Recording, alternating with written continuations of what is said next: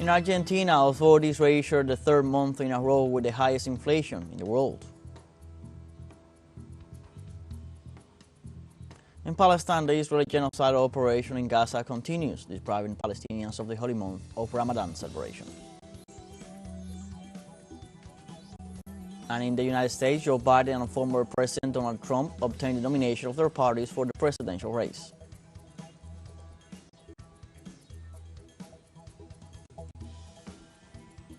Hello, welcome to From the South. I'm Luis Alberto Matos from the teleSUR studios in Havana, Cuba. We begin with the news. In Argentina, the authorities recorded on Tuesday the third month in a row with the highest inflation in the world, as the consumer price index closed February with 276.2% year-on-year. In this sense, the report indicated that although with respect to previous month, the indicator presented a deceleration, the country once again presents scenarios only comparable to the hyperinflation experienced in the 90s. In the meantime, according to the National Institute of Statistics and Census of the nation, in the first 2 months of the year, it accumulated an advance of 36.6%. It is worth noting that Argentina has surpassed countries that even suffered devaluation of their currencies or blockades imposed by foreign powers. However, the president's executive, Javier Milei, who promised a different scenario, downplays the situation but announces more shock measures.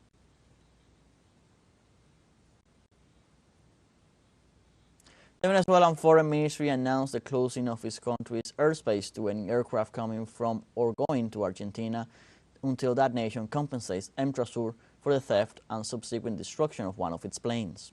The government of Venezuela pointed out that Argentina intends to ignore the consequences of its acts of piracy and theft.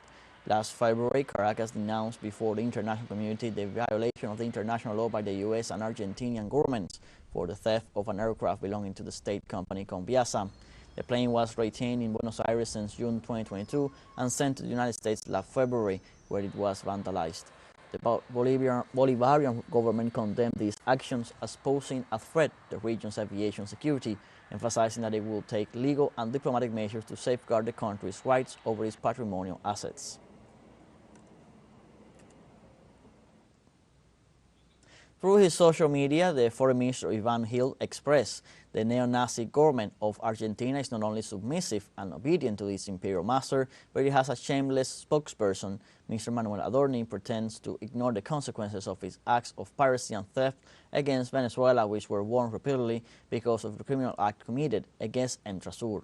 Likewise, the diplomat detailed that Venezuela exercises full sovereignty in its airspace and reiterates that no aircraft coming from or heading to Argentina will be able to fly over our territory until our company is duly compensated for the damage caused after the illegal actions carried out only in order to please their northern tutors.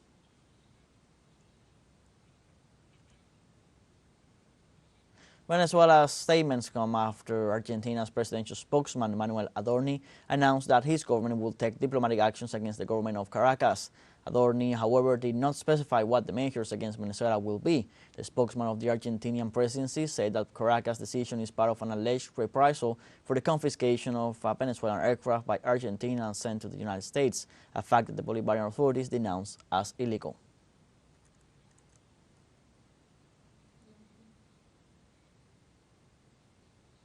The Venezuelan government celebrated the 8th anniversary of the social program Local Committees for Supply and Production Club as part of the commemoration of the National Food Day. The event was held with the participation of President Nicolás Maduro and different social leaders in the Bolivarian Dome of the Olympic Village of San Juan de los Morros in the state of Guárico. We have to remember that club came about in the face of the economic crisis that the country went through in 2016 due to the blockade imposed by the United States. In that regard, Maduro emphasized that currently 97% of the food distributed through the local committees is of national production and represents more than 2,000 tons of foodstuff available nationwide till 2023.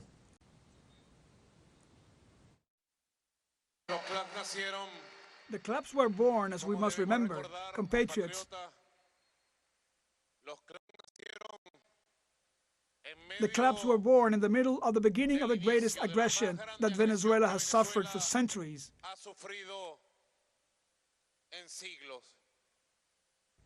Aggression that was denounced and confronted. Remember 2015. We cannot forget. Then the economic war and the war of the Qs began. Likewise, the President Nicolás Maduro highlighted the victory of the Venezuelan people in the face of the destabilization attempts by sectors of the right wing. Well, that shows how the big names put a puppet. They sometimes put puppets.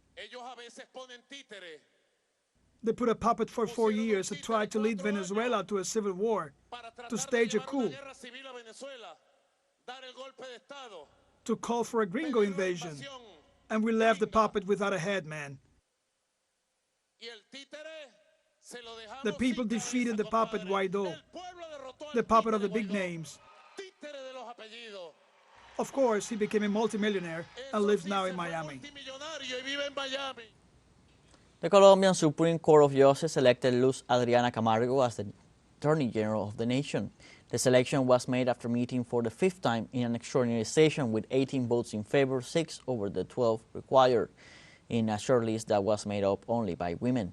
Camargo will succeed the questioned former prosecutor Francisco Barbosa, who ended his term on February 12 amid strong criticism for the high levels of impunity during his administration. Camargo will lead the prosecutor's office for 4 years.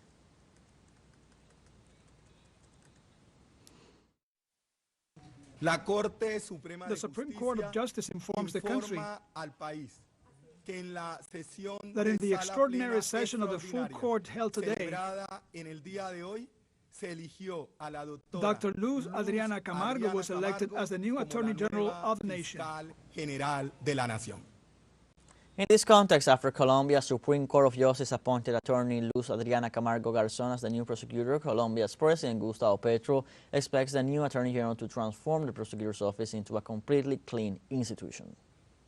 And now it is time for a dialogue between the new prosecutor's office and the national government to establish common criteria for criminal policy, which I hope can be built effectively. In my opinion, the prosecution has been under corrupt management for years. So, what we hope is that this new prosecutor takes the reins and turns the prosecutor's office into a completely clean institution and gives confidence to all Colombian citizens that there will be justice.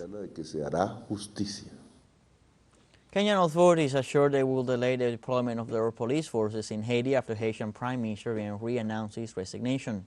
According to the government of Kenya, the Haitian Prime Minister's resignation has led to a change in circumstances, which will delay the deployment of 1,000 Kenyan security agents. Authorities also assured the military contingent will be sent when a new government is structured in the Caribbean nation. Port-au-Prince has been experiencing an escalation of violence for several weeks, which has caused a displacement of over 15,000 people.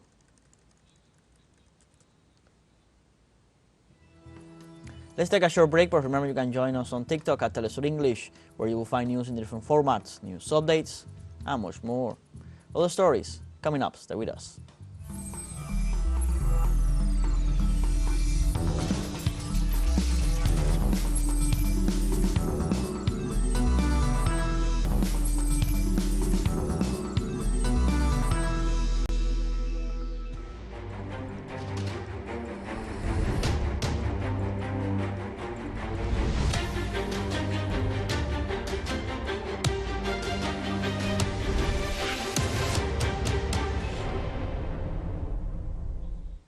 Welcome back from the south.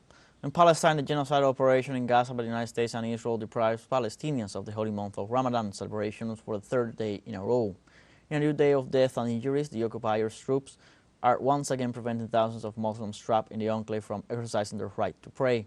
To the brutal aggressions, we must add that Washington and Tel Aviv have destroyed or damaged 1,000 mosques. The continuous Israeli strikings prevent Gaza Strip population from entering Al-Aqsa. The Al-Aqsa Mosque is the 3rd holiest place in the world for the Muslim faith. In the face of the desperate situation, the World Food Programme has managed to get 6 truckloads of humanitarian aid into the north of the Strip, the area worst hit by Zionism. As the Israeli attacks continue to target refugee camps in Gaza, our correspondent Nur Harasin brings us the latest details from the ground. There is tens of refugee camps here in the Gaza Strip, and actually most of the Israeli strikes on the coastal enclave are on refugee camps. And when we are talking about a refugee camp, this means that it is such a densely populated area that the homes are so close to each other. So when an airstrike happens, the damage is caused to the whole residential block. As you can see, there is homes that are partly damaged, there are homes that are completely damaged, and this also results in the losing of souls of dozens of Palestinians, of civilians, including women and children. According to the Palestinian Health Ministry, we are talking about around 31 Palestinians that were killed in Gaza since the 7th of October. And this is without calculating the 9,000 people that are missing. So technically, if we calculated that, we are looking at approximately 40,000 people here in Gaza who were either killed or missing in this Israeli offensive on the coastal enclave. Now, Palestinians want a long-term truce. They want a long-term ceasefire, because after this war, a new war will start, a war of reconstruction, a war of how will they be living in such destruction and in such conditions. Nur Harazin, teleSUR, Gaza. Israeli occupation forces killed 9 Palestinians waiting for humanitarian aid in the northern Gaza Strip. Tel Aviv forces opened fire on Palestinians who were near the Kuwait roundabout waiting for the arrival of humanitarian aid. According to local media, the Israeli aggression left 9 people dead and some 20 wounded. Official sources warned that after this massacre, the number of people killed while waiting for humanitarian aid has increased to 400, while 1,300 have been wounded. According to the Ministry of Health in Gaza, this type of attacks against civilians has become a common practice by the Israeli occupation. At least one civilian was killed in Lebanon as part of Israeli attacks on the east of the country. The civil defense teams also reported an attack by Tel Aviv against a building in the center of the town of Nabi Shit. According to the report, the occupying entity has been carrying out air attacks since Monday against civil infrastructures in the region surrounding the city of Ansar, in addition to missile raids against localities in the south of the country.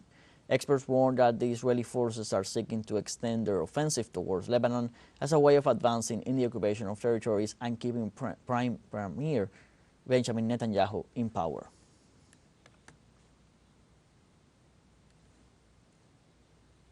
Russia, Iran, and China carried out the joint naval drills Maritime Security Bill 2024 in the Gulf of Oman to promote cooperation and world peace. The Russian Ministry of Defense reported the arrival of several ships from his country to the Iranian port of Shah Bahar and said that representatives from Oman, Azerbaijan, Kazakhstan, Pakistan, and South Africa are participating as observers in the exercises. The drills are intended to strengthen security in the region, promote collective cooperation, and demonstrate the ability of nations to provide concerted support to each other to achieve world peace.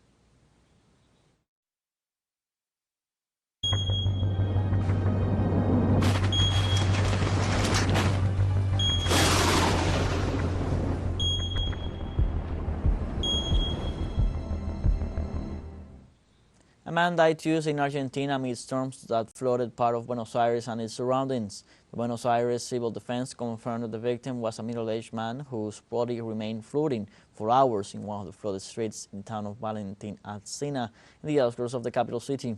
The storm has caused flight delays, left vehicles underwater, and prevented businesses from opening, triggering a red alert across the area. There were also some power outages reported and trains operated with reduced frequency, while some services were cancelled due to weather conditions. The storms began on Sunday night and, according to the National Meteorological Service, will last until Thursday. The government of the city of Buenos Aires reported that more than 125 millimeters of rain had fallen until Tuesday, a record figure in the last 30 years and 20 millimeters above the average forecast for the whole month of March.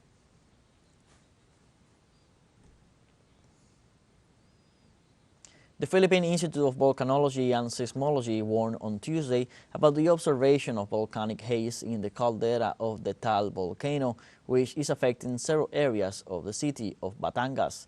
The entity stated that the Taal volcano is in alert level 1 after emitting around 6,837 tons of sulfur dioxide. Moreover, it registered a volcanic tremor that lasted 2 minutes. The director of the Philippine Institute, Teresito Bacolcol, called on citizens to take precautions against this air pollution by wearing face masks, drinking plenty of water, and minimizing outdoor activities. Meanwhile, entry to the island of Taal volcano is prohibited as sudden steam-driven eruptions, earthquakes, or lethal gas vents could threaten the area. We have a fun short break coming up, but before we invite you to join our WhatsApp community for our English-speaking audience. You can scan the QR code on screen to join directly and share the link to reach more people. Constant news coverage of Latin America and the Caribbean as well as the rest of the world. Stay connected and informed with teleSUR. Fun short break, don't go away.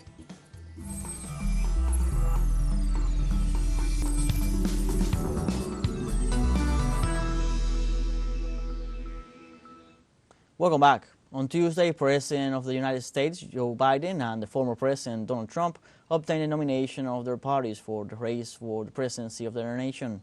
In this way, the current president needed 1,198 delegates to run for re-election, and he surpassed the number. Biden's candidacy will be made official in August, when the National Democratic Convention will be held in Chicago. On the Republican side, Donald Trump also surpassed the delegate threshold, reaching 1,215 delegates. Technically, far-right and former president will be made official as a candidate in July, when the Republican National Convention meets in Milwaukee. Thus, the U.S. nation is on its way to the first presidential rematch in 70 years. The Russian Defense Ministry reported on Tuesday that a military transport plane crashed in the province of Ivanovo. There were 15 people on board. According to the Defense Ministry, the Il-76 military aircraft was carrying 8 crew members and 7 passengers at the time of the accident. The accident occurred a few minutes after takeoff when one of its engines caught fire. Military sources say the crew made an effort to prevent the burning plane from crashing into populated areas. Investigations are underway to clarify the causes of the accident. On Tuesday, the Russian military reported that it had repelled Ukrainian attacks on the border of Russia's Belgorod region. Through the self-sacrificing actions of Russian servicemen, all attacks of Ukrainian terrorist groups have been repelled. The enemy was hit by operational tactical, army aviation, missile forces, artillery, and heavy flamethrower systems. Around 3 o'clock in the morning, after intense shelling of civilian objects, Ukrainian terrorist groups, with the support of tanks and armored combat vehicles, attempted to make incursions into Russian territory in 3 directions, from the settlement of Obnorovivka of the Kharkiv region, as well as in the areas of the settlement of Nekoteyevka and Spodayushino in the Belgorod region. We have come to the end of this news brief. You can find these and many other stories on our website at telesurenglish.net. Also join us on our social media, Facebook, X, Instagram, Telegram, and TikTok. For TeleSUR English, I'm Luis Alberto Matos. Thank you for watching.